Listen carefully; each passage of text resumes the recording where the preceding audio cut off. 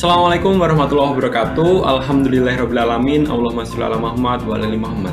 Pemirsa, salam jumpa kembali di program Kabar Petang edisi Sabtu 18 September 2021 bersama saya Furqan Awaludin. Selama beberapa menit ke depan, kami akan menemani Anda membaca dan menelaah berita paling menarik hari ini bersama narasumber yang berkompeten dan tentu dari sudut pandang Islam. Dan inilah Kabar Petang selengkapnya.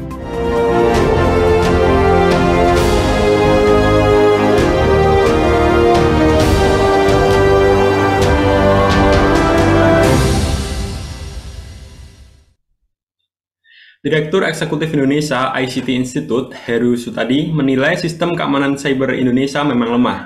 Oleh karena itu, dia tak heran dengan laporan media internasional dari Record yang menyebut para hacker Cina telah membobol 10 sistem jaringan internal kementerian dan lembaga pemerintahan Indonesia, termasuk Badan Intelijen Negara atau BIN. Pakar Cyber Satrio bilang, Heru menyarankan pemerintah perlu menata ulang kembali keamanan cyber dan data Indonesia. Hal itu untuk menjaga kebocoran data dan peretas kembali terjadi di masa yang akan datang, maksud saya. Di sisi lain, Heru juga meminta pemerintah tidak tutup telinga mengenai laporan adanya peretas dari Cina yang membobol 10 sistem jaringan internal kementerian dan lembaga Indonesia itu. Heru mendesak otoritas terkait mengambil sikap. Apakah informasi soal penerobosan jaringan kementerian atau lembaga bisa dianggap remeh? Apa agensi memiliki kekuatan sistem keamanan cyber nasional dan bagaimana upaya penangkalan model serangan yang lebih canggih di masa mendatang? Dan pemirsa, untuk membahasnya kami terhubung dengan Direktur Global Cyberwatch, Bung Rifan Wahyudi. Assalamualaikum Bung Rifan Wahyudi. Waalaikumsalam warahmatullahi wabarakatuh. Bung Rifan Wahyudi, bagaimana kabarnya? Alhamdulillah sehat. Alhamdulillah. Langsung aja ke pertanyaan ini, Bung. Dan apakah ini, Bung, informasi soal penerobosan jaringan kementerian atau lembaga bisa dianggap remeh, Bung? Peretasan ya atau hacking yang dilakukan oleh hacker itu tentu bukan suatu yang remeh. Kalau ibarat kalau bahasa Jawa itu wadi begitu ya, sesuatu yang seharusnya menjadi rahasia, tapi kemudian diketahui oleh orang lain, sehingga seolah-olah kita ditelanjangi begitu ya.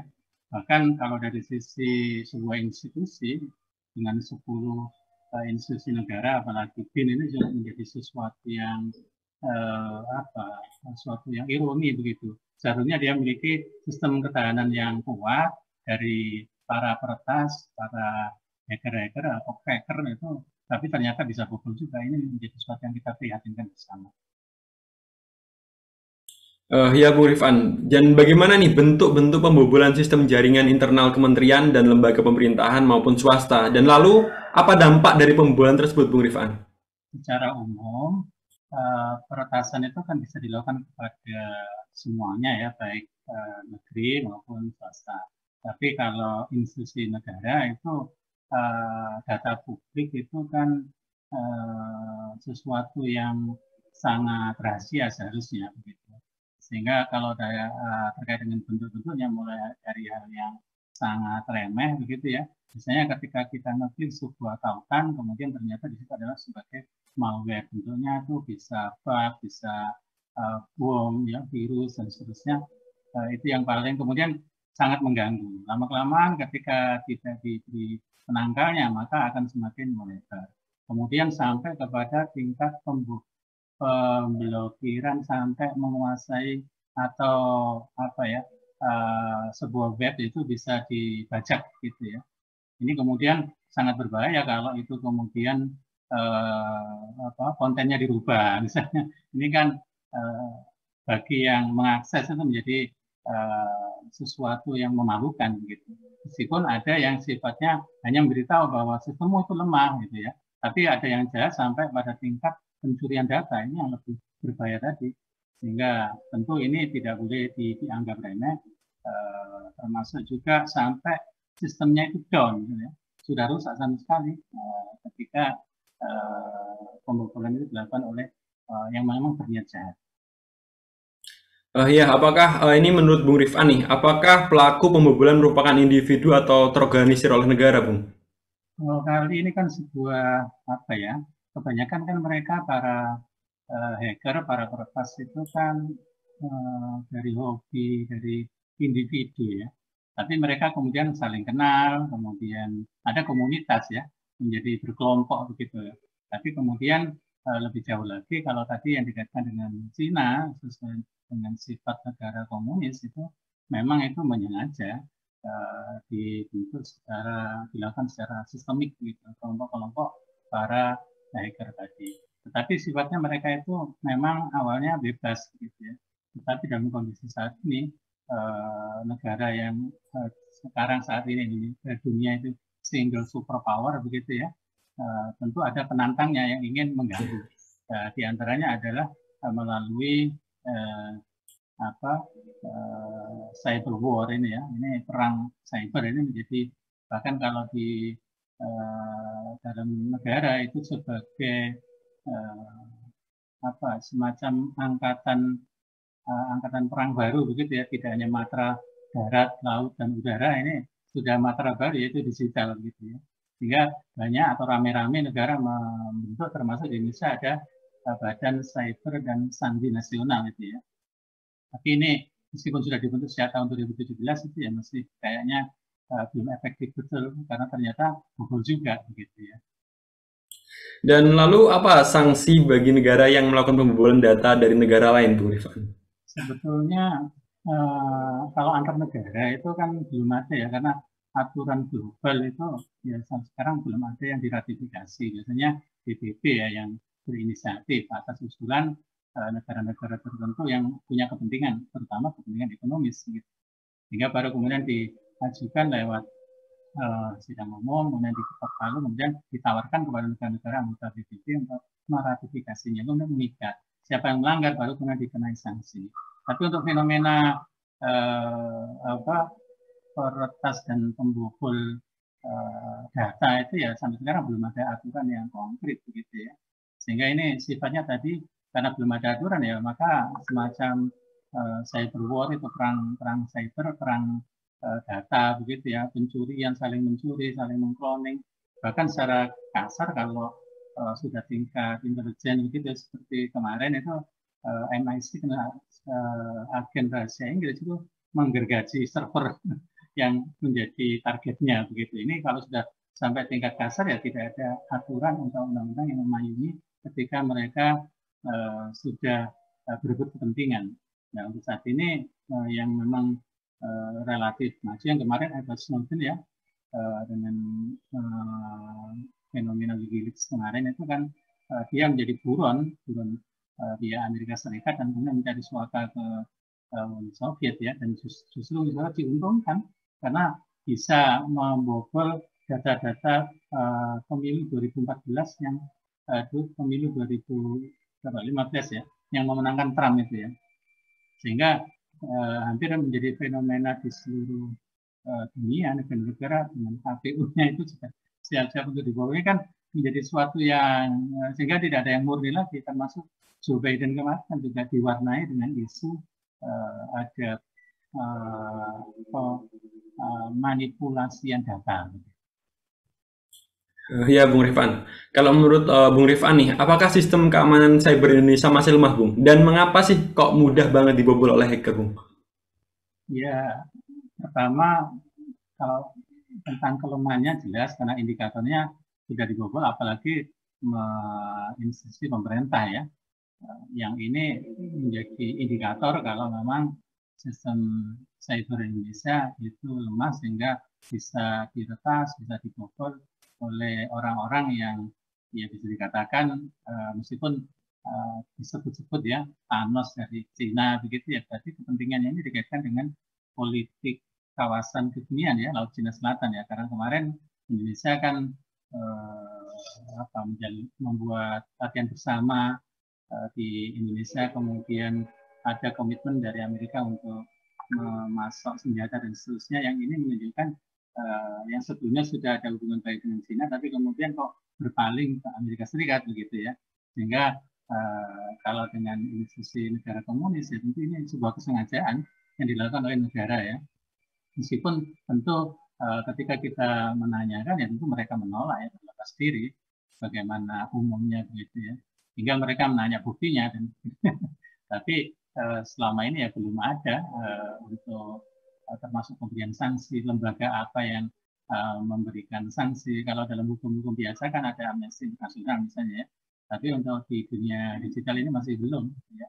Kayaknya ya ke depan lah kemungkinan sudah mulai ada inisiatif beberapa negara yang seringkali dirugikan, tetapi tentu yang menjadikan bisa dibobol itu ya berarti sistemnya masih lemah begitu ya. Ini mulai dari desainernya, programmernya, sehingga dia harus selalu update begitu ya untuk membentengi begitu ya.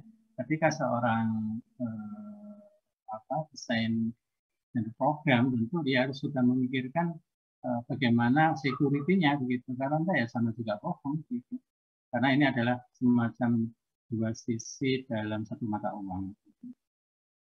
Nah, iya Bung, apakah perlu Bung Revan adanya payung hukum berupa undang-undang yang memaksa penyelenggara sistem elektronik mengamankan sistemnya demi menjaga kerahasiaan dan pelanggan atau penggunanya, Bung? Sebetulnya bukan undang-undang itu kan diciptakan sebagai regulasi, mengatur bagi para pengguna elektronik ya, data elektronik dan seterusnya. Sehingga undang-undang hanya sekedar memayungi, tetapi sebetulnya yang paling berkepentingan tadi adalah ya para developer IT itu yang memang berkewajiban untuk membuat sistem yang sangat canggih sehingga tidak bisa dibobol oleh siapapun begitu, membuat pengamanan berlapis dan ini terkait dengan algoritma yang harus selalu dirubah-rubah misalnya ya, supaya tidak bisa terbaca polanya begitu dan seterusnya. Yang ini memang di dunia peretasan, di dunia security digital itu ya sangat dibutuhkan. Ya Bung Rifan, seberapa pentingkah kerahasiaan data pribadi dan rahasia negara itu, Bung? Sangat penting ya. Kalau saya mengibaratkan semacam DNA orang ya, DNA manusia, yang itu kan pembawa sifat, pembawa informasi di setiap kromosomnya itu ya. Itu kalau sudah diketahui orang itu seperti diri kita begitu ya. Kalau diri kita apalagi data KTP, tempat tinggal dan segala macam ya, bahkan kecenderungan kalau sekarang kan sudah ada di media sosial itu hampir semua data kita ketika kita menginstal sebuah aplikasi atau apapun yang menggunakan login ya tentu berarti kita menggunakan kita akan menginput data. Nah, itu sudah masuk sebetulnya. Kemudian aktivitasnya itu terbaca seperti di Facebook, di Google dan beberapa apa yang sering kita klik ya, kemudian informasi related information itu akan selalu kita disajikan terus-menerus begitu. Sehingga ini yang disebut micro targeting ya. Jadi target-target mikro sampai seperti itu. Pernah ada cerita ya Cambridge Analytica yang ada di Inggris sebetulnya dulu swasta gitu ya, yang dia sebagai konsultan atau ya jasa untuk membuat orang terutama ketika pemilihan presiden begitu ya, beberapa pemilihan presiden itu menggunakan jasa itu yang kemudian para konstituen itu dikondisikan supaya memilih calon A misalnya, tidak calon B. Yang ini sudah terjadi hampir 10 tahun terakhir sebetulnya, tapi orang-orang nggak merasa gitu.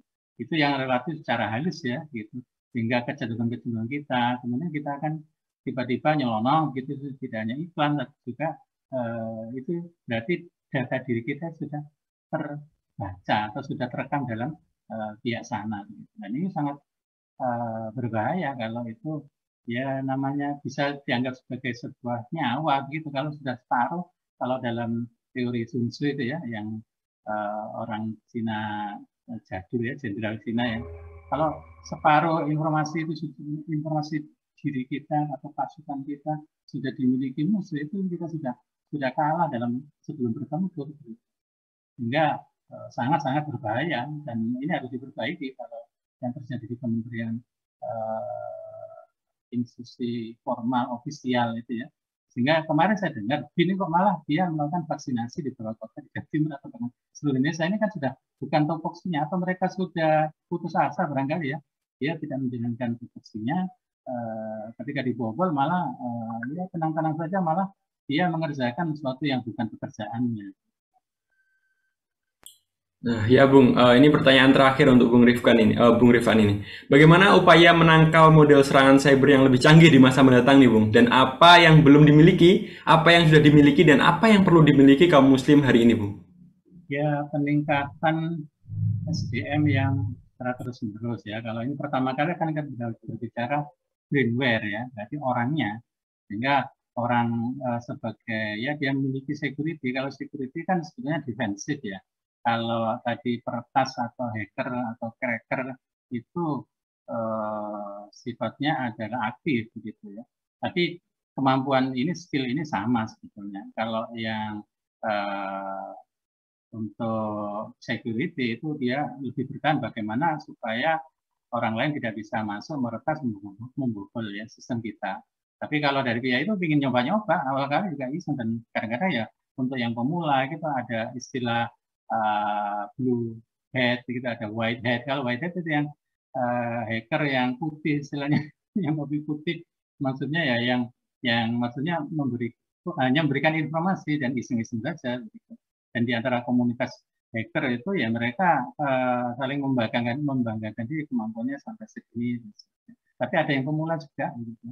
Itu kalau dari segi brainware ya orangnya. Kemudian yang kedua adalah dari segi software ini kemampuan algoritma, kemampuan ya termasuk terkait dengan apa desainnya. Ya, ini kan sudah soft skills ya yang harus dia miliki. Gitu. Kemudian kalau hardware-nya ya baik perangkat-perangkat keras ya. Ya kalau prosesor yang paling kemudian kalau itu berbicara memori itu ya sudah seperti yang dimiliki Google begitu ya. Apalagi kalau data itu sudah tidak hanya teks dan picture tapi sudah berupa video ya, audio visual, maka itu kan sangat berat gitu. Padahal sekarang juga banyak seperti CCTV, kemudian dari citra satelit dan seterusnya. Nah kalau Google itu kan selalu di-expand begitu ya, memorinya itu sehingga tiap hari saja orang banyak yang mengupload ya gambarnya itu kalau tidak apa kapasitasnya sangat super begitu, super luas dan super lebar ya akan hang gitu ya. Dan ini ketiga hal ini harus dimiliki oleh setiap institusi baik negeri maupun swasta. Kalau kemudian berikutnya adalah kaum muslimin ya, berarti ke depan itu ya harusnya kita harus memiliki baik tadi hardware, terutama memang firmware-nya. Kalau hardware-nya itu masih bisa beli, kita bisa mesti pesan gitu. Tetapi industri strategis itu harusnya dimiliki oleh negara yang berbasis tidak syariat Islam. Gitu ya. Ini adalah ke depan tentu ketika Rasulullah SAW dengan daulah Islamiyanya di Madinah waktu itu sebagai negara yang juga modern pada saat mendahului zamannya aturan sosial politik ya termasuk tidak menutup kemungkinan untuk mempelajari hal-hal baru di antaranya adalah utlubul ilma walau sin itu kan seruan ya sebetulnya kalau di Cina waktu itu sedang ada teknologi kertas ya teknologi roket maksudnya mercon itu ya yang bisa untuk kembang api tapi itu adalah prinsip dasar pembuatan roket sebetulnya itu kemudian kaum muslimin diminta untuk mempelajarinya pada bulan berikutnya ketika zaman Khilafah Abbasiyah itu banyak sekali munculnya saintis dan teknolog ya yang menjadi pelekat dasar ilmu pengetahuan modern saat ini yaitu diantaranya Al-Khwarizmi dengan Jabar dan yang kemudian algoritma itu ada nama Al-Khwarizmi ya yang ini menjadi